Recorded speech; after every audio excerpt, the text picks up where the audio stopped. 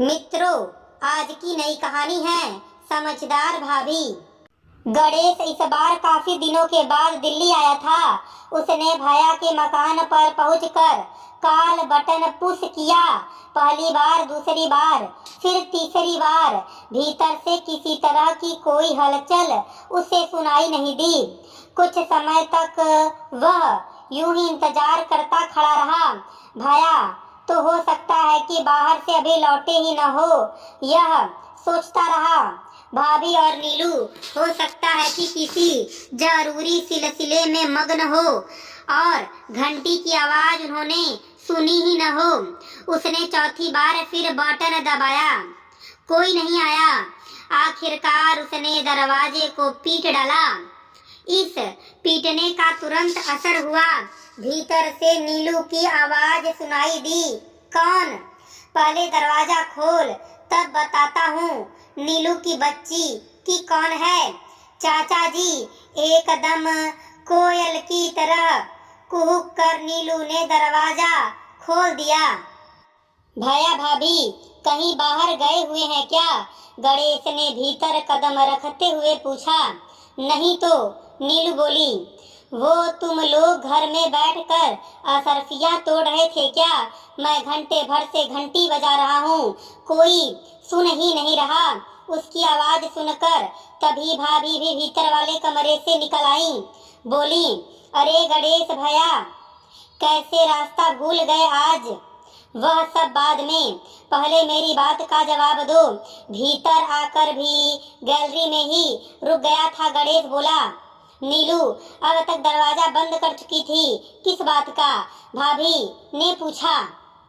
चाचा जी पूछ रहे हैं कि हमने घंटी की आवाज क्यों नहीं सुनी। नीलू ने भाभी को बताया। वह तो महीनों से खराब पड़ी थी। भाभी हंसकर बोली, बुद्धू कहीं के खराब घंटियां भी किसी के आने की खबर देती हैं क्या? यह कहती हुई वे उसे सीधे डाइनिंग रूम में खींच कर लाई। फिर बोली, कहीं हम डांटने डपटने न लगे इसलिए पहले ही नाराजगी जता बैठे क्यों? डाइनिंग रूम में आकर गणेश सोफे पर बैठ गया। अब आप क्यों डांटेंगी डपटेंगी? बैठने के बाद उसने भाभी से पूछा। इसलिए कि इतने दिनों तक कहाँ रहे आप? मिलने क्यों नहीं आए? दिल्ली आना अब काफी कम हो गया है। भाभी, गणेश बोला, जरूरत का सामान पहले खुद आकर ले जाते थे।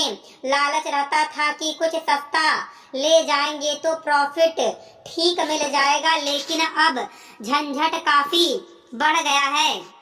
माल ढोने वाले, ट्रांसपोर्ट वाले, सेल्स टैक्स वाले, पता नहीं कितने गिद्धों से बोटियां नोचवानी पड़ती हैं। कुछ एजेंट हैं जो ओरिजिनल बिल पर 3 से 5% तक कमीशन लेकर सीधे दुकान पर माल पहुंचा देते हैं। न आने जाने का झंझट और न फालतू झगड़ों का। सो सामान उन्हीं के जरिए मंगवा लेता हूँ। लेकिन इसका यह मतलब बिल्कुल नहीं कि आप लोगों को हम याद नहीं करते। सो तो विश्वास है कि तुम हमें भूलोगे नहीं। उसकी इस बात पर भाभी मुस्कुराकर बोली। फिर नीलू से कहा, पानी नहीं दोगी चाचा जी को? उन दोनों की बातचीत में यह जरूरी शिष्टाचार नीलू जैसे भूल ही गई थी। याद दिलाया तो तुरंत दौड़ गई। अंजू कैसी है? उसके जाते ही भाभी ने फिर बातें शुरू की। अच्छी है, कोई खुशखबरी? यह तो आप उसी से पूछना। यानी कि खुशखबरी है? भाभी प्रफुल्लित स्वर में बोली। फिर पूछा, कौन सा महीना है? 7वां। गणेश धीरे से बोला। 7वां? My god! आश्चर्य से आंखें फाड़कर भाभी भीची आवाज में जैसे चीख ही पड़ी। फिर उनके कंधे पर चिकौटी काट कर बोली, ऊपर से तो नीरे घुन्नू दिखते हो, बड़े तेज निकले। गणेश सिर्फ शर्मा कर रह गया। बोला, कुछ नहीं भाभी, हमेशा ही उससे मजाक करती रहती है, लेकिन उसने हमेशा उन्हें माँ जैसा समझा। पलटकर मजाक का जवाब कभी मजाक से नहीं दिया। नीलू ट्रे में पानी के गिलास रख कर ले आई थी। गणेश ने पानी पिया और मुंह पोंछ कर चुप बैठ गया। चाचा जी के लिए चाय भी तुम ही बनाकर लाओ बेटे, भाभी ने नीलू से कहा। हम जरा बातें करते हैं। नीलू वापस लौट गई। भैया कैसे हैं? अच्छे हैं। और काम? वह तो पहले जैसा ही है। इस बार भाभी उदास स्वर में बोली। कोई सुधार नहीं? गणेश ने पूछा। सुधार हो ही नहीं सकता गणेश। उसी उदासी के साथ वह फिर बोली। क्यों? जमाना कितना आगे बढ़ गया है, यह तो तुम देख ही रहे हो। उन्होंने बताना शुरू किया। बिजनेस को अब पुराने तौर तरीके से नहीं चलाया जा सकता। बाजार अब बड़े पढ़े लिखे लोगों से भर गया है।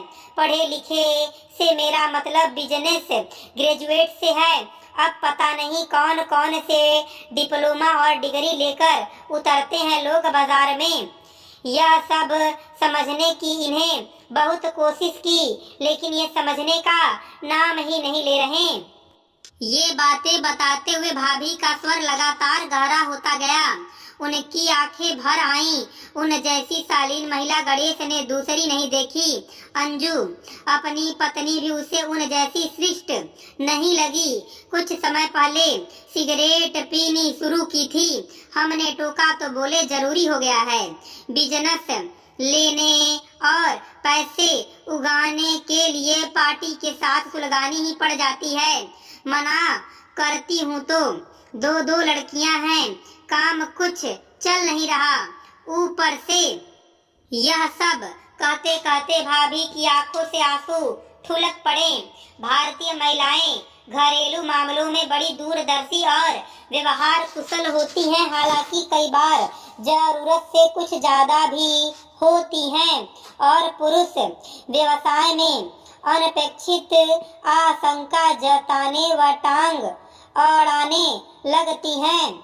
उनकी यह वृत्ति तब कलेश का रूप धारण कर लेती है जब वे पुरुष को सामान्य व्यवसाय से हटाकर अपनी आशंकाओं और भविष्य के प्रति अपने डरों के घेरे में घसीटने लगती हैं। गणेश ने एक गहरी दृष्टि भाभी के चेहरे पर डाली कि भविष्य के प्रति भाभी के डर कहीं कुछ और रूप तो नहीं ले रहा है। नहीं, ऐसा कुछ भी उसे नजर नहीं आया। भैया इस समय कहाँ होंगे? उसने उनसे पूछा। फैक्ट्री में? या फैक्ट्री तो अब कहने भर को ही रह गई है। वह साड़ी के पल्लू से भारी भारी दोनों आंखों को पोंछते हुए भाभी ने बताया। कुल मिलाकर तो इन दिनों बेकार ही घूम रहे हैं, गए होंगे कहीं।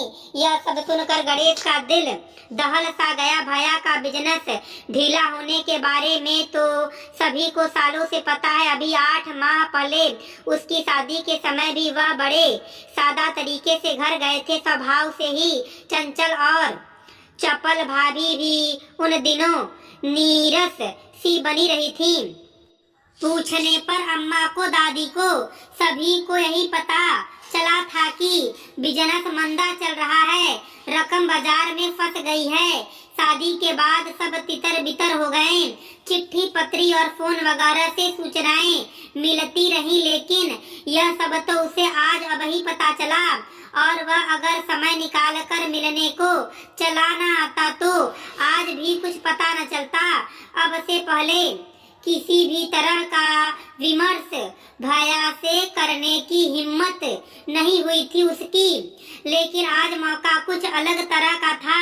पता नहीं किस बोझ को लेकर अकेले ढो रही हैं भैया। नैतिकता और चाल चलन से वे पूरे परिवार के सामने एक आदर्श उदाहरण रहे हैं। श्रम भी उन्होंने कम नहीं किया। बहुत छोटी सी ही फैक्ट्री भी उन्होंने अपने अकेले ही हिम्मत और मेहनत के बल पर खड़ी की है।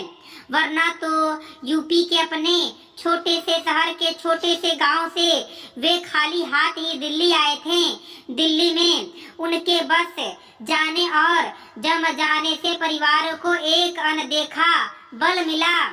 उसमें आत्मविश्वास और आत्मसम्मान का संचार हुआ। रिश्तेदारों और जान पहचान वालों में उनकी पूछ बढ़ी। अपने बच्चों को आस पास के परिचित भैया की मेहनत का उदाहरण देते देख सुने जाने लगे। क्या विपत्ति, क्या व्यवस्था पैदा हो गई है कि इतने लोगों के लिए अनुकरणीय भैया सिगरेट और शराब पीने लगे। आपने यह सब अब तक क्यों छिपाया भाभी? वह बेहद कष्ट के साथ बोला। बड़े भैया घर के सबसे मजबूत स्तंभ हैं। उन्हें कमजोर होते देखती रही और अब हम एक अलग परिवार हैं। गणेश भाभी मंद स्वर में बोली। तुमने गांव से निकल कर शहर में अपना बिजनेस पता नहीं कैसे कैसे जमाया है। तुम्हें कुछ बताती तो उधर का भी पूरा परिवार डिस्टर्ब हो जाता और सबकी अपनी अपनी व्यवस्थाएं हैं। यही सोचकर गलत, आपने बहुत गलत सोचा भाभी। गणेश दृढ़ता पूर्वक बोला। गलत गलत, यह जरूर गलत है, लेकिन परिवार हम एक ही हैं। तुम्हारी भावनाओं को मैं अच्छी तरह समझती हूँ, भाभी बोली। मैं ही क्यों, तुम्हारे भैया भी और भतीजिया भी। लेकिन सोचो कि तुम अब कुंवारे नहीं रहे। अंजू को भी खुश रखना तुम्हारी जिम्मेदारी है। कैसी बातें करने लगी हो भाभी? आपको इतना कमजोर तो कभी जाना नहीं था। बिजनेस के घाटे ने आपके संतुलन को बिगाड़ कर रख दिया है।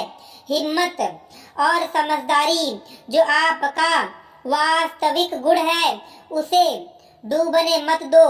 रही बाजार भर में फैली रकम की बात, तो आज आपने बताया है।